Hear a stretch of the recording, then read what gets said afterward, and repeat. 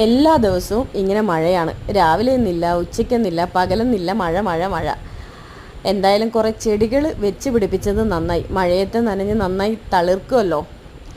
പട്ടിഷോയാണ് മൊത്തം കാര്യം. ചെടികളിൽ വെള്ളം വീഴുന്നതൊക്കെ കൗതുകത്തോടെ നോക്കി നിൽക്കുന്നു. ശരിക്കും നമ്മൾ നടുമ്പോൾ അതിൽ വെള്ളം വീഴുന്നതും ആ വെള്ളം ഇങ്ങനെ താഴേക്ക് ഉറ്റുന്നതൊക്കെ കണ്ടു നിൽക്കാൻ പ്രത്യേക ഭംഗിയാണ് കേട്ടോ.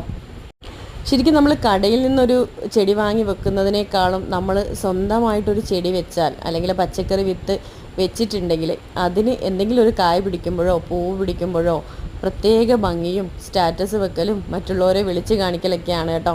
അതുപോലെ തന്നെയാണ് ഞാനും. ഈ ചെടികളൊക്കെ ഞാൻ വെച്ചതുകൊണ്ട് തന്നെ അതിൽ ഓരോ ദിവസവും പുതിയ ഇലകൾ വരുന്നതും പൂക്കൾ വിരിയുന്നതും ഒക്കെ എണ്ണി തിട്ടപ്പെടുത്തും. മഴക്കാലമായതുകൊണ്ട് തന്നെ ഈ പറയുന്ന പച്ചക്കറികളും അടുക്കളത്തോട്ടവും ഒക്കെ വളർത്തിയെടുക്കാൻ പറ്റിയൊരു അന്തരീക്ഷമാണെന്ന് എൻ്റെ മനസ്സിൽ ഓർത്തുകൊണ്ട് 2 മാങ്ങയും എടുത്ത് കഴിഞ്ഞ ദിവസം വാങ്ങിയ മാങ്ങയാണ് കേട്ടോ. പക്ഷേ ഈ പറയുന്ന വിദേശ രാജ്യങ്ങളിലൊക്കെ മാങ്ങ നിർത്തലാക്കിയിട്ടുണ്ട്. വിഷം അതികഠിനമായി ഉപയോഗിക്കുന്നുണ്ട് എന്നാണ് കേട്ടത്. പക്ഷേ അതിന് മുന്നെയാണ് കേട്ടോ ഞാൻ ഈ മാങ്ങ വാങ്ങിയത്. അതുകൊണ്ട് തന്നെ ഇനി ഒരു ദിവസം കൂടി വിഷം കഴിക്കാമെന്ന് കരുതി തൊലിയൊക്കെ നന്നായി ചെത്തി മാങ്ങയെല്ലാം മുറിച്ചു കേട്ടോ.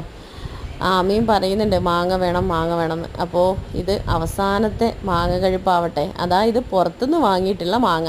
നാടൻ മാങ്ങ കിട്ടുമെങ്കിൽ അത് വാങ്ങി കഴിക്കുക കേട്ടോ. എല്ലാവരും പുറത്തുനിന്നുള്ളത് മാക്സിമം ഒഴിവാക്കുക. മഴ കൂടുന്തോറും രോഗങ്ങളും വരാനുള്ള സാധ്യത കൂടും. അതുകൊണ്ട് തന്നെ ഇങ്ങനെയുള്ള സാധനങ്ങൾ പുറത്തുനിന്ന് വാങ്ങി കഴിക്കുന്നതും മോശമാണ്. നല്ല മഴയാണ്. രാവിലെ മുതൽ തുടങ്ങിയ മഴയാണ് കേട്ടോ.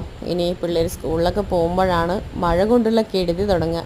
പല സ്ഥലങ്ങളിലും കേൾക്കുന്നുണ്ട് മഴ കാരണം ചെളിവെള്ളവും വീടുകൾ പൊളിഞ്ഞ് വീഴുന്നതും കാണുമ്പോൾ സങ്കടമാണ്.